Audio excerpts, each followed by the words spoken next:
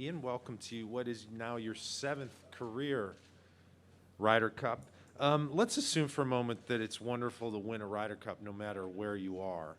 But perhaps you could, and Rory alluded to this yesterday, what's the difference between winning a road Ryder Cup as opposed to winning one for you back in Europe? I guess it's a lot more difficult, and it doesn't happen that often, even though we've had the upper hand of that.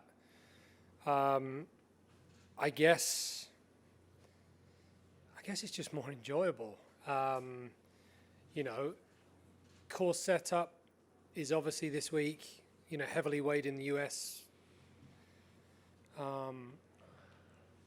as opposed to obviously how we set it up back in Europe. So I guess everything's stacked against us. And, you know, when you have that, when you can go in as underdogs, when you can, you know, turn the tide and actually come out victorious, it means a little bit more.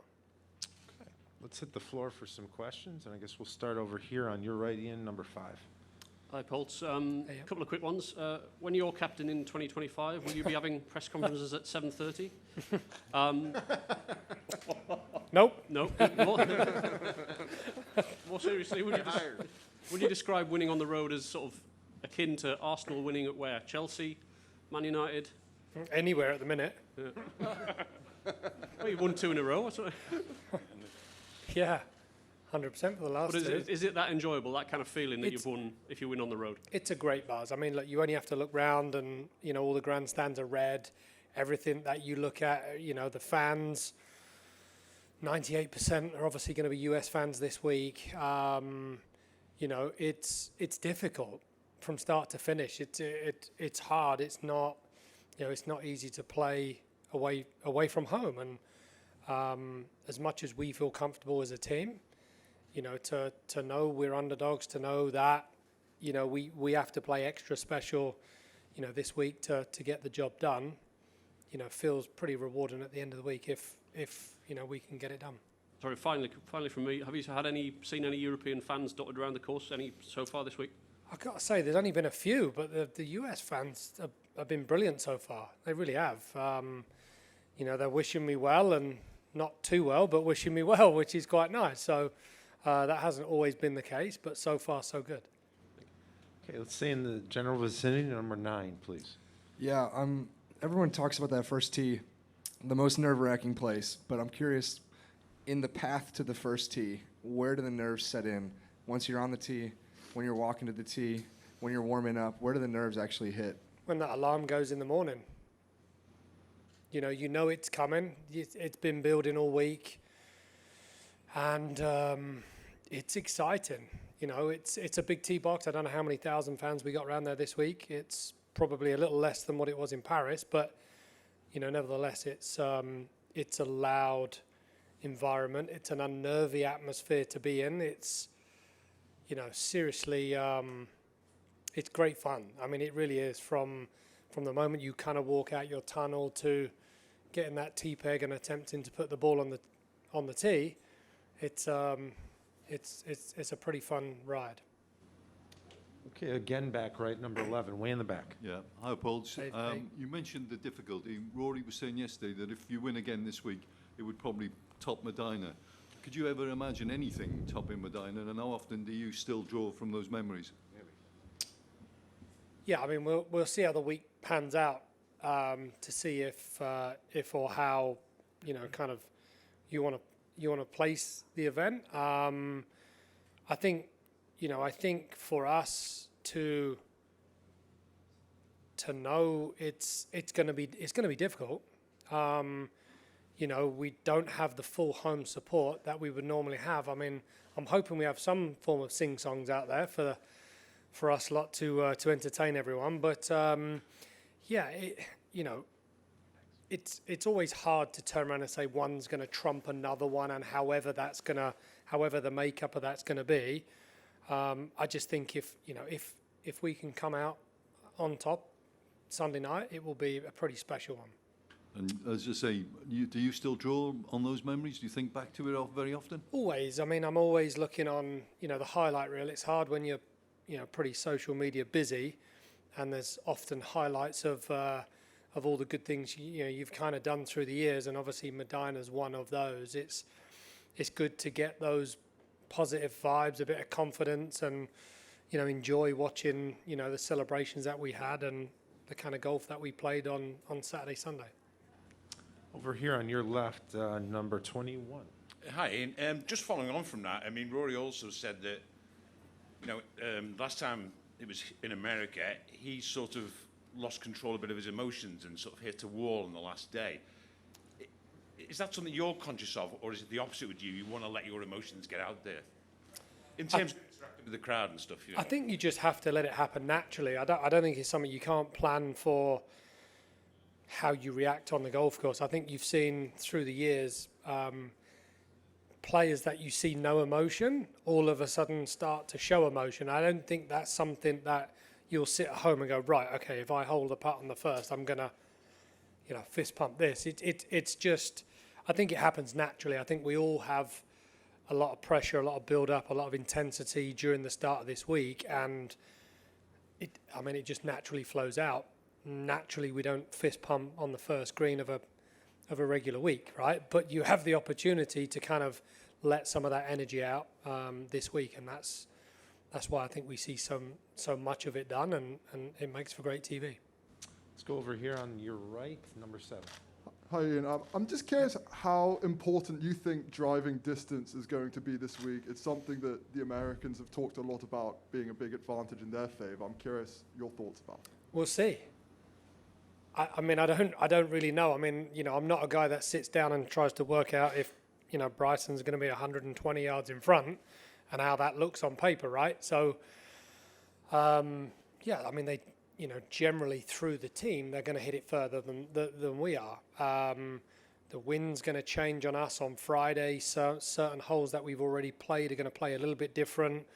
There's a blend between long irons and short irons, dependent on that wind direction.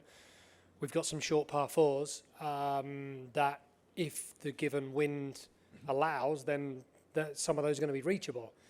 What we have got around these greens is rough and bunkers that are pretty deep.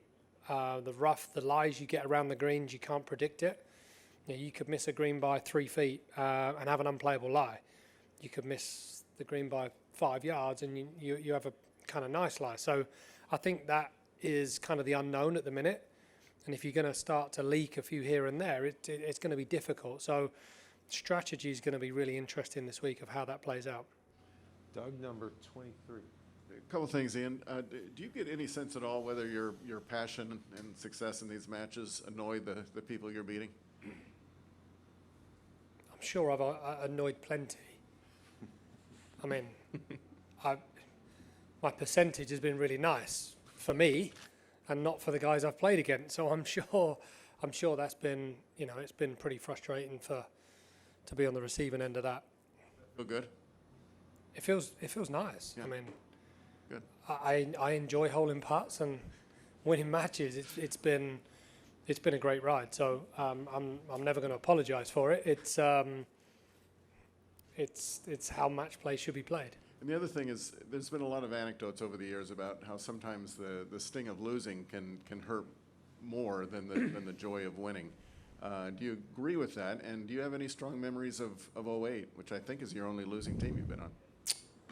Yeah, that was miserable. I mean, even though I think I picked up 4 points that week, it meant nothing. So to have a personal kind of individual week, which this is not individual at all, it means nothing. I mean, to go 4-0 and lose is pretty depressing. You'd rather go 0-4 and win.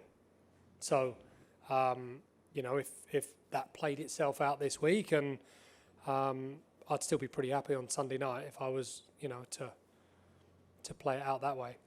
Thanks. We only have time for 2 or 3 more. Let's go to 8 and then 6. Ian, similar question to that last one. 08 was the only one you lost, but in 2012 you had the experience of falling behind before the Sunday. What feels different from a team perspective when you're out there and you just keep falling behind and the Americans are winning? How is it a different vibe, and Is it kind of a helpless feeling in any way?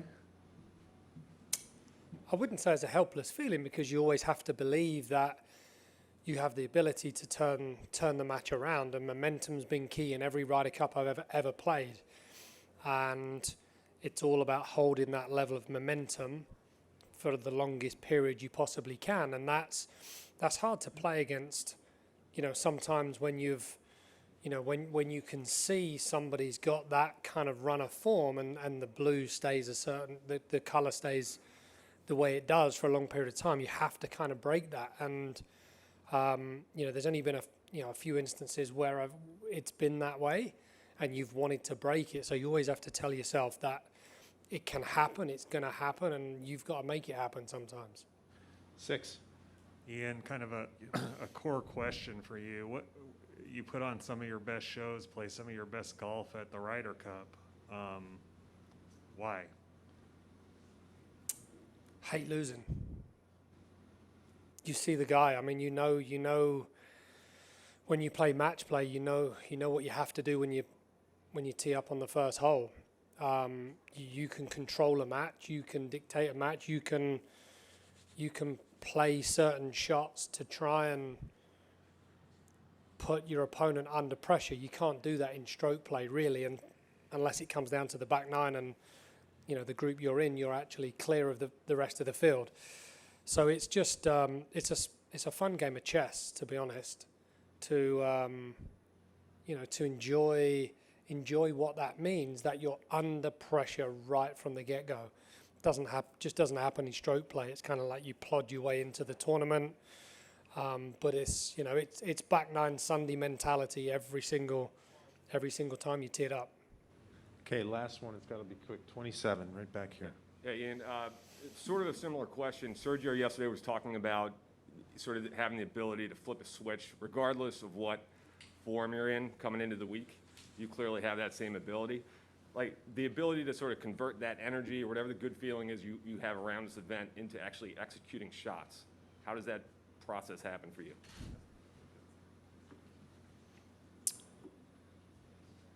I've never really sat down to try and, you know, evaluate how that happens and why that happens. It's just a very simple form of golf. You never play what if game. You don't ever look at options around the green as to, you know, turn and say, you know, here's the right place to miss, here's the wrong place to miss. It's single-minded focus on your target. It's really simplified.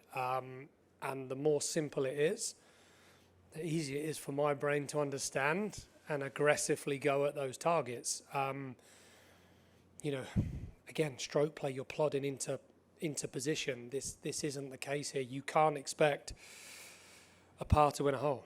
You have to expect to try and birdie every single hole to have a chance of, you know, winning or even halving the hole. And it's a nice way to play golf, to be aggressive to targets. Ian, thank you so much for Thanks, finding guys. us and your time. Have a great day.